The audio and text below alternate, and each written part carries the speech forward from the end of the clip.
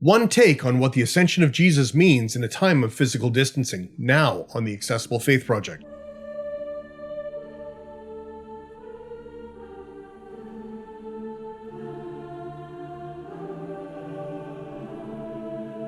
Hi there, I'm John, and welcome to the Accessible Faith Project. If you're new here and looking for insights into the Bible, faith, and history that engage your brain, then please hit subscribe and that little bell icon so you can be notified anytime I upload a new video. As the COVID-19 pandemic continues to run its course, I have mobilized the resources of the Accessible Faith Project to provide not only educational resources, but also worship and devotional videos. This is one of those. If anything, our time of social distancing has forced us to rethink the way we are the church, because what we are presently doing, we are doing without all of the normal things that we have been used to. And we're still trying to find that way to have that sort of connection with God, even when we are distant from one another. But it's not the first time.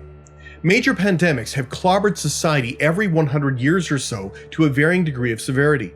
The Justinian plague in the 6th century wiped out half the world.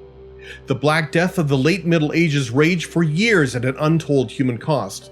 The 1918-1919 Spanish flu pandemic saw churches in Canada closing their worship spaces for months at a time.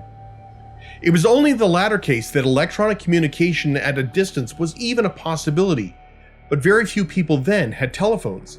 And yet in all of these cases, people adapted. The life-changing story of Jesus found new ways to be told. With each of these events also came a time of powerful creativity that began to usher in a new era, specifically a new way of being, and a new way of being the church. But it also meant letting go of what was, and naming it for what it was, a sense of loss, a sense of grief. And we are in a similar space today, and in many ways the pandemic has us looking at familiar stories in a new way. Take the story of the Ascension, for example. It's often been taken as a very celebratory one, where there is a certain amount of joy of Jesus ascending into heaven to live into the fullness of the divine. It plays out like the triumphant ending of a film with the hero riding off into the sunset. But it wasn't that way for the disciples. Here at the end of the story, they are the ones standing there looking off into the sunset as the hero disappears. And then they are interrupted. Why are you staring off into space? Well, you know what? I think I can tell you why.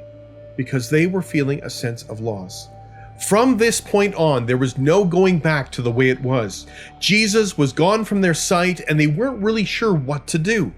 And maybe by just staying here, they could preserve the moment a little longer, or that they could ignore the road ahead. They were grieving what was past, and they weren't quite ready to move forward. But at the same time, there was no going back. The words of the messengers in Acts are a massive turning point in the story. Without their words, without their question, Christ's mission would have stopped dead, because the disciples would have been far too busy staring off into space, looking into the sunset forlorn for what was. But God was calling the disciples to live out the message and to become something new and to transform the world.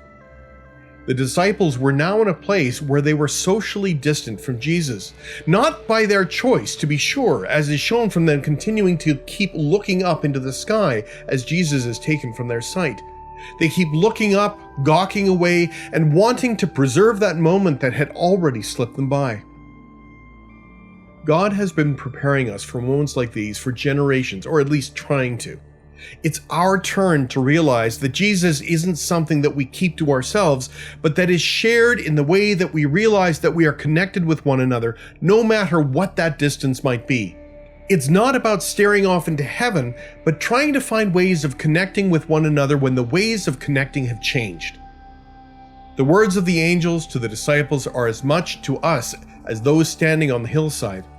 God is calling us to be disciples, to be an active part of Christ's family, to be part of the ongoing story that merely gets started in the Gospels. And one of the most important things about the Ascension story is where we find it. It comes right at the end of the Gospel of Luke, and it appears at the very beginning of the book of Acts. They were written by the same person. And while it has all those hallmarks of a story's conclusion and a fitting end to the gospel, Acts changes the tone completely. This encounter at the opening verses of Acts reminds us that God's story is just getting started. The story of Emmanuel, God with us, starts in the New Testament, but our stories as followers of Christ continues on well beyond than the buildings that we gather in. God calls us to adapt to our situation in order to make a difference, to connect with our community, our own church family, and beyond in new ways.